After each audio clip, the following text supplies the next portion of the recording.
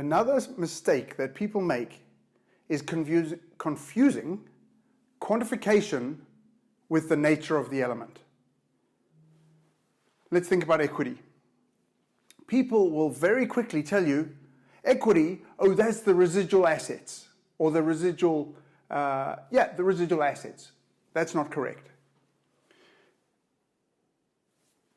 If assets are 100 and obligations are 30, then clearly we've got 70 of equity, because 30 plus 70 is always going to be equal to 100. That's the accounting equation. Whatever you have, 100, is obligated to someone. That is the fundamental accounting equation. Whatever you have is obligated to the people who provided whatever you have. You being ABC company in our case. Right, so people say, oh, equity is the residual assets. Equity is 70.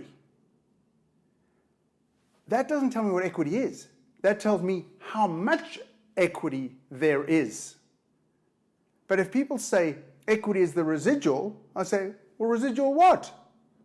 If I grab 3 pens and take away 2 pens, I'm left with 1 pen. That's residual. It's the residual pen, but that's not equity. Let me do that. I'll grab, here are 3 pens, take away 2 pens, that's the residual pen. That's not equity. These are assets, right? Equity is an obligation.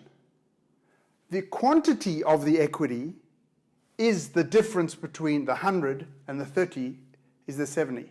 But equity is not the residual. It's an obligation. The nature of equity is that it's an obligation.